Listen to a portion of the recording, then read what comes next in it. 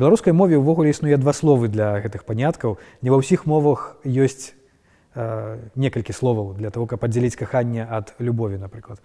Там в расійскай мове, у ангельскай мове там ёсць па адным слове. Калі ў нас ёсць два слова, значыць, гэтыя паняткі чымсьці адрозніваюцца. В нашым беларускім разуменні, на жаль, беларускія мужчыны, скажем так, ці хлопцы, яны часта не могуць развесці гэтае значэнне. І калі прыходзіць каханне, яно, вядома, трывае недоўга. Навукоўцы кажуць, што каханне трывае, ну, там, плюс-мінус недзе прыблізна 1,5 гады. Тому што это вельмі эмацыйны вялікі стрэс. Усе гэтыя перажыванні, яны трымаюць арганізм чалавека сапраўды ў стрэсе, і дзякуй Богу, што гэты стрэс калісьці заканчваецца каханне, і, па ідэі, яно павінна перайсці ў любоў. Каханне – это як запал для чагосьці іншага. Каханне – гэта тое, што дапамагае пачацца потым любові. Каханне – тое, што засяроджана больш на сабе, на сваіх эмоцыях, перажываннях, а любоў – это тое, што засяроджана на іншым чалавеку, тое, што думае пра іншага чалавека, клапоціцца пра іншага.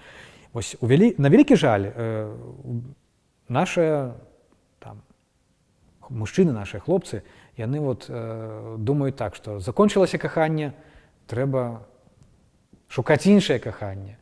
Праходзіць гэты час, заканчваецца іншае каханне, трэба шукаць іншае. І атрымліваецца, што людзі становяцца нешчаснымі проста, якія шукаюць гэта іншае каханне, альбо людзі, якіх кідаюць. Так, як бы была пара, разышлася.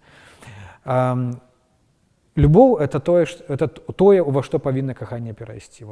Калі будзе гэтае разуменне, калі мы будзем это разумець, то агульная сітуацыя са шлюбамі, скажем так, трохі чыноўніцкай мовай, я, можа быць, это зараз сказаў, але проста нашмат больш будзе шчаслівых сем'яў тады, калі это будзе зразумела.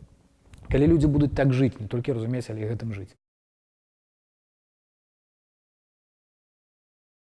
Свабода можа быць унутранай і знешняй. Без унутранай свабоды мы ніколі не дасягнем знешняй свабоды вакол нас. В Беларусі мы добра разумеем, што нам не хапае свабоды, што нам не хапае свабоды вакол нас, унутры нас саміх. На вялікі жаль, напрыклад, адзін толькі аспект этой несвабоднасці унутранай, на вялікі жаль, даследчыкі кажуць, што каля 30% беларускіх мужчын яны залежныя на алкаголь, яны не свабодныя ў сэнсе алкаголя.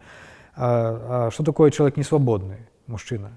В этом плане. Значит, ён не можа быць паўнацэнным бацькам, не можа быць паўнацэнным супрацоўнікам, паўнацэнным мужам. І калі чалавек залежны унутрана, як ён можа зрабіць свет вакол сябе больш свабодным альбо хаця б крыху лепшым? Ну, цяжка алкаголіку зрабіць свет вакол сябе лепшым. Нават сваю сям'ю лепшай зрабіць яму цяжка. Вось калі мы будзем мець унутраную свабоду, я кажу не толькі пра алкаголь, я кажу у прынцыпе пра свабоду унутраную, тады мы зможам зрабіць тое, што ёсць вакол нас, больш прыгожым. Ну і трэцяе – гэта вера. Тое, што я казаў, што калі мы будзем верыць, што нашае жыццё мае сэнс, тады у нас будзе імпэт жадання таксама свет перамяняць. Нашу краіну, увогуле свет вакол нас, нашыя сем'і.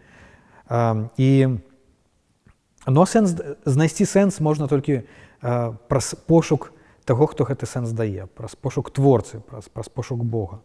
Калі мы шукаем Бога і знаходзім яго, скажем так, альбо ён нас знаходзіць, то мы тады можам пачаць шукаць сэнс нашага жыцця.